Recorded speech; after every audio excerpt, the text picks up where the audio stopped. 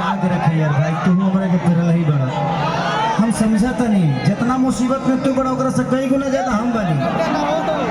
तारे लगे तो खाली धोके धोके होता, हमारे तो मोड़िए पर चढ़ जाता लोग। अब सोचा हम के ना बर्दाश्त के लिए बनी।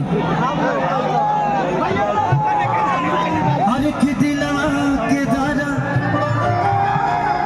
होता है ज्यादा, हम होली लेते हम पहिले आई हो दादा, होली लेते हम पहिले आई हो दादा, लेते हम पहिले आई हो दादा। दिलवा के दादा होता है ज्यादा, होली लेते हम पहिले आई हो दादा, होली लेते हम पहिले आई हो दादा, होली लेते हम पहिले आई हो दादा। भैया कब तक आ रहे? अच्छा कितना टाइम?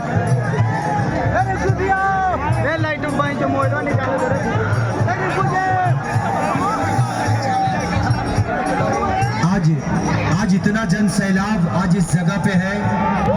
रिंकू भैया इधर आइए, इधर आइए महाराज। आप राजा आदमी हैं। इंसान होना, पैसे की पावर होना, ये कोई कमा सकता है। इंसान हमें भगवान पैदा करता है। हम कमाकर पैसा करोड़पति बन सकते हैं, बट कुछ लोग ऐसे भी होते हैं जो दिल के राजा होते हैं। और मैं मिला भैया व्यवहार, मैं बहुत दुनिया देखा हूँ, बहुत सारे नेताओं से मिलता भी हूँ, और डेली का काम ही है ये।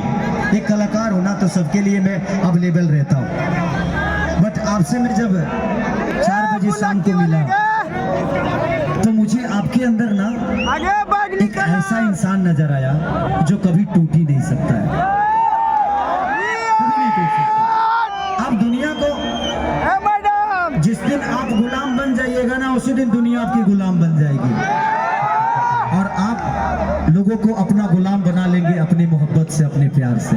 तो ये स्वभाव हमेशा रखिएगा, और मेरी शुभकामना है। मैं तो आशीर्वाद देने के लायक नहीं, बट एक छोटे भाई होने के नाते जरूर कहूंगा कि जिंदगी में मेरी जहां भी आपको जरूरत पड़े जरूर बताइएगा। आप जैसे इंसान के लिए खेसारी लाल यादव 24 घंटा अवेलेबल है। कि दिलवा में दर्द होता है ज्यादा, मोली ले तेल रिंकू भैया हम ज्यादा,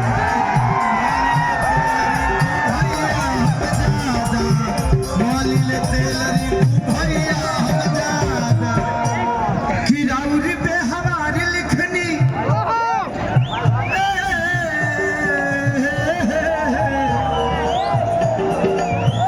राउर विचार लिखनी, दिल वाला पाना में लुधियाना, लुधियाना जनी जाही फोन करी करा,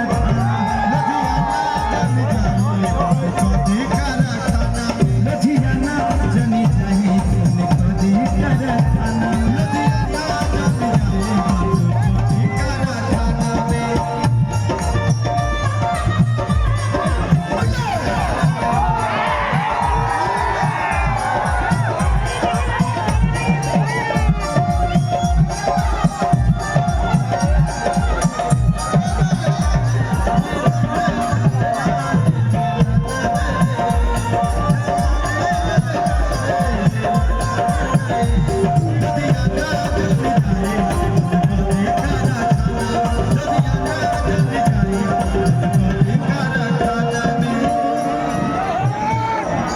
और लास्ट में कहती है, और आप लोग बैठ जाओ, आप लोग बैठ जाओ बेटा। रिंकू भैया के लिए 2 शब्द कहूंगा।